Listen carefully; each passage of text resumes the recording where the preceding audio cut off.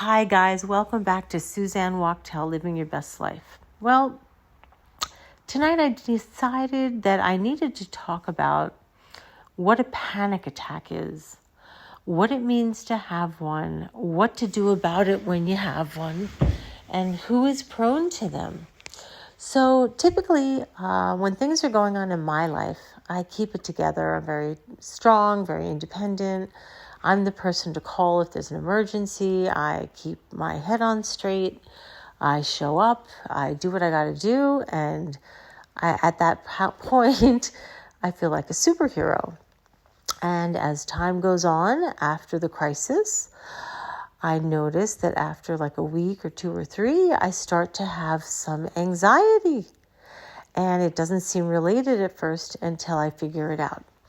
So just to be more specific, my husband, right before Thanksgiving, got very, very sick. He started to have some bleeding, and it wasn't stopping, and it was quite a lot.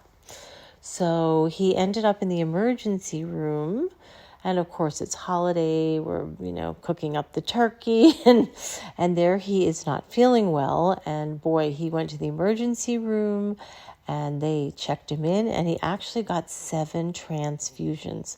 So with his, I learned so much, his hemoglobin, which is the amount in the blood, was so low that you could have a stroke or die from that. I had no idea. It was like bleeding out.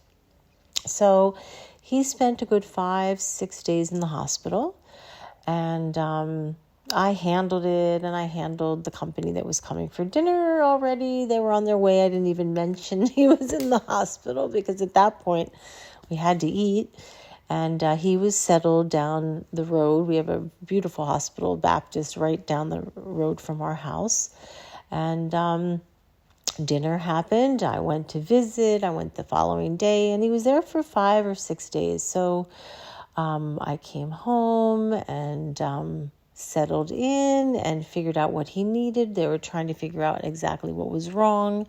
So we weren't sure, day to day if it was serious, not serious. As it turned out, they did a lot of tests. It wasn't anything life-threatening. Thank God. It wasn't any kind of cancer, anything, serious like that.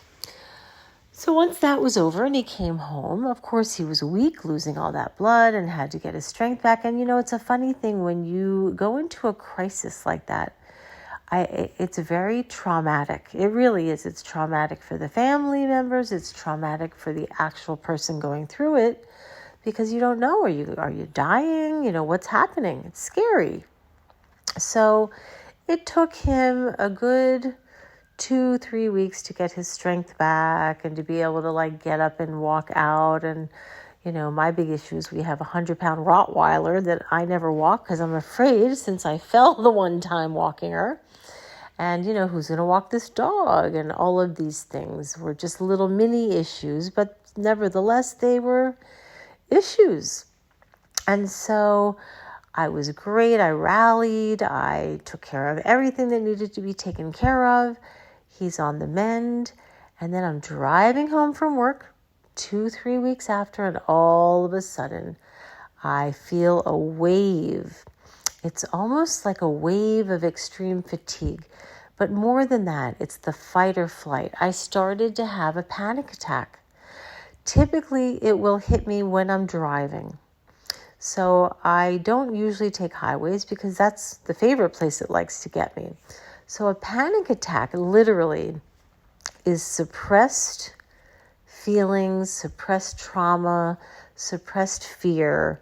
That was like a really big deal that he bled out and ended up in the hospital getting transfusions. But at the time of it happening, my head was on straight. I spoke to the doctors, everything seemed like I had it under control. Well, lo and behold, a few weeks later, when the crisis was over and he was better, that's when my nervous system started to release, I guess, everything I had suppressed. So the truth is, guys, that when you're going through something, whether it's, your kids are getting divorced or breaking up, or there's an illness with your spouse or one of your kids or whatever, something serious, at the time you may be remarkably capable of handling it. But in my case, even though I have that ability in the moment, it hits me later on. And when I started to have this panic attack, I'm driving home from work. I'm like, oh, brother, here it comes. I become like lightheaded, I'm dizzy, my heart starts racing. And I know because I've suffered from this in the past. Taking deep breaths into the count of 5, holding it, letting it out for 8, and repeating this 5 times. This literally will help the vagus nerve to trigger that you're safe and that you're okay. It'll tell your brain you're okay. You put the air on very cool. I like to call someone that I trust and keep them on the phone with me. And I drive very slowly in the right lane until I either have to pull over to do more breathing or get the heck home. So I haven't had these in years. My first panic attack happened, I'd say about 20 years ago. I never knew what a panic attack was.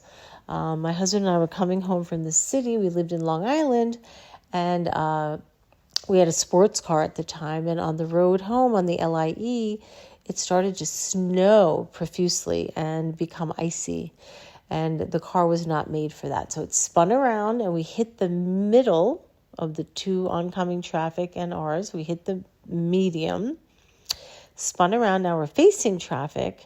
And thank God nobody hit us. We were able to be pulled off the road. But that in that moment, I imagine, really traumatized me.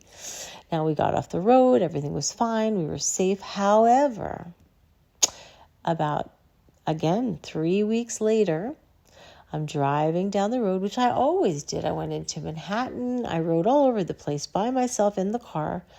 I started to feel a wave of blurry vision, palpitating heart, heart racing, the fight or flight.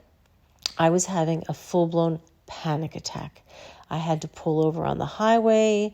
The police had to come to help me, escort me off the highway. And I went to a specialist who helped me with anxiety, acute anxiety, and panic attacks. It's a real thing.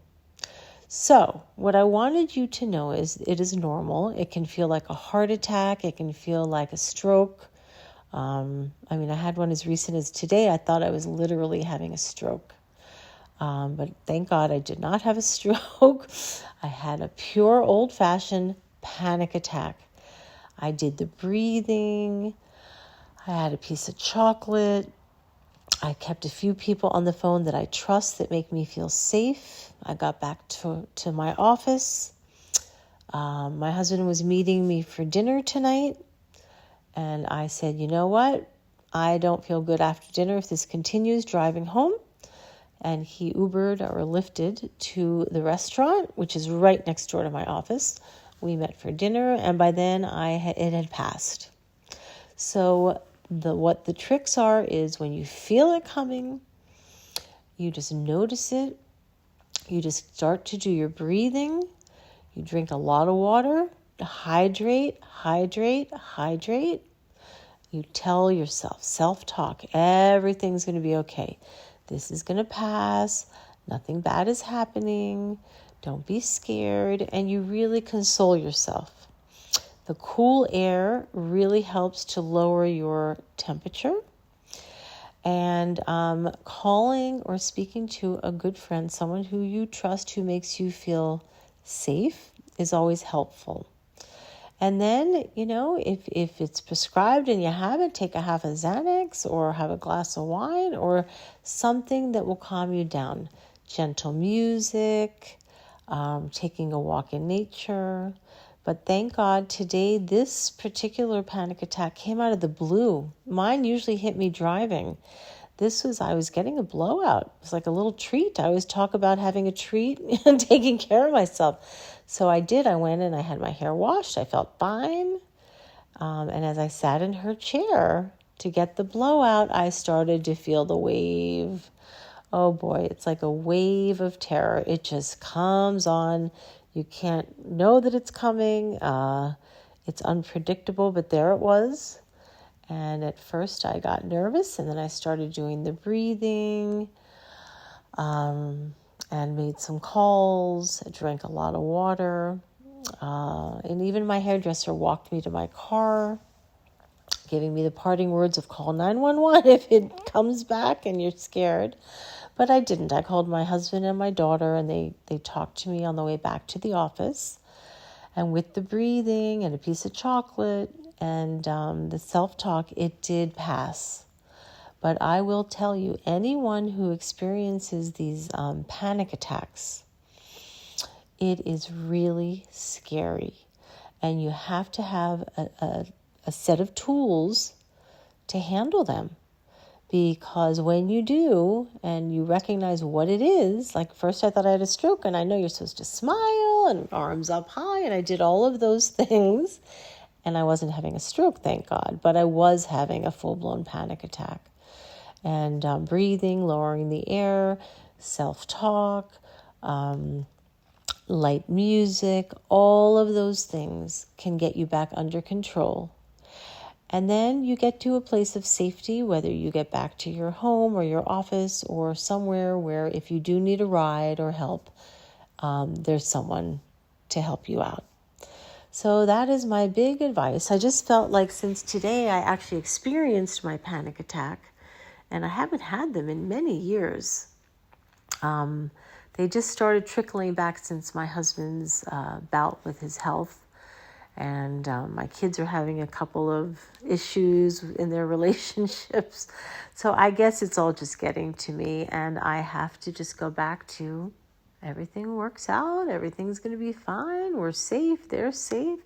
Pray for them. Pray for me. But in the moment of that overwhelming nervous reaction, just, the self-talk, I am safe. It's all okay. Taking the breaths.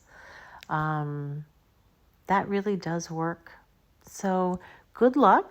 Give me a call if you need help when you're having your panic attack. And I just want you to know I feel just fine now. So they do pass. They're not dangerous in any way unless you're driving or somewhere where, you really need to be present.